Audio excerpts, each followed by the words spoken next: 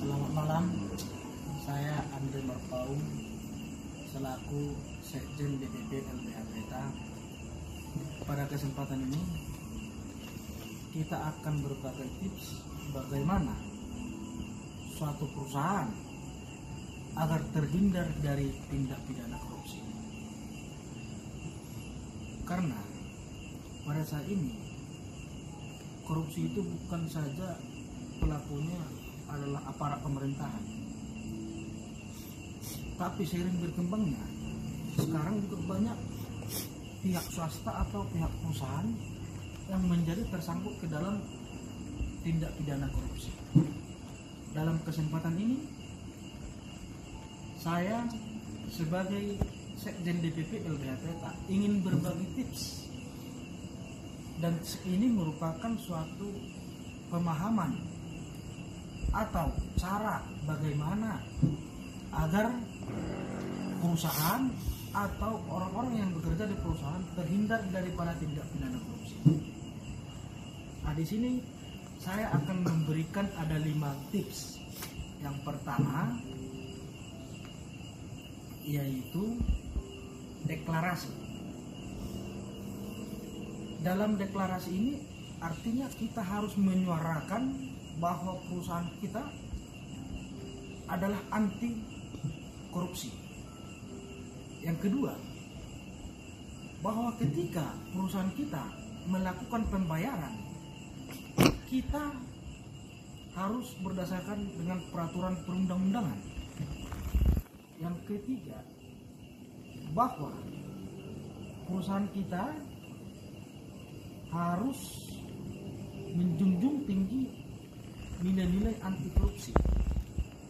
Yang keempat, bahwa di dalam perusahaan kita kita membuat peraturan tertulis yang mana bisa itu misalnya sebagai kode etik dalam melaksanakan kegiatan usaha dalam perusahaan tersebut.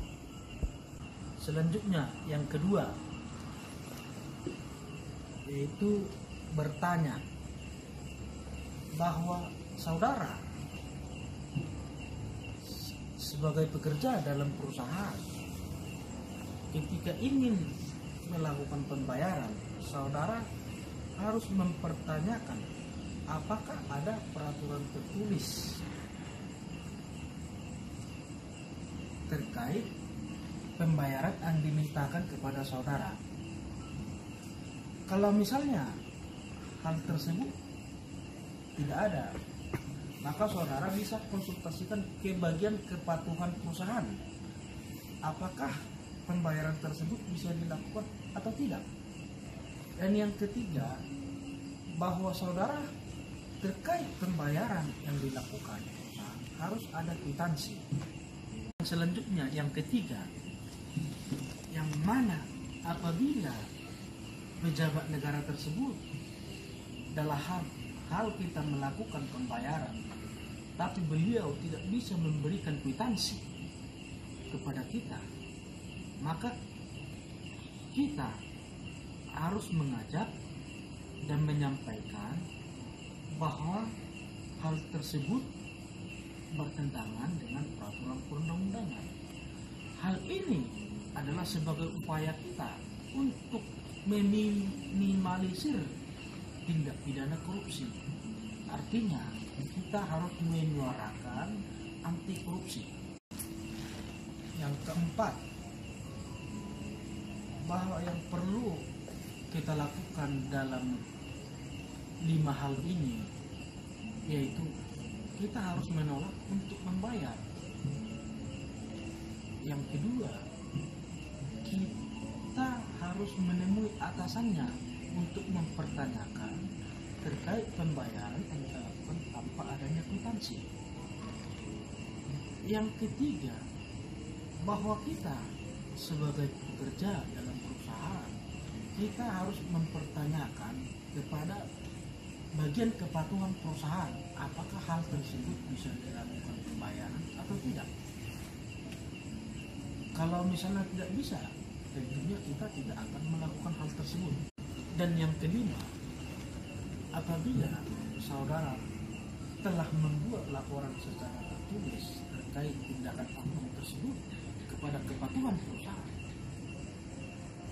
dan tetap oknum tersebut bersikeras meminta apapun daripada perusahaan saudara. Selanjutnya saudara bisa melaporkan atas kejadian tersebut kepada bagian satgas pungli atau inspektorat terkait, yaitu atasannya. Dan yang ketiga, saudara juga bisa melaporkan ke bagian pengaduan masyarakat. Yang keempat, saudara bisa membuat laporan kepada Komisi Pemberantasan Tindak Pidana Korupsi atas dugaan tindakan atau pemaksaan yang dilakukan oleh oknum tersebut. Begitulah yang bisa saya sampaikan.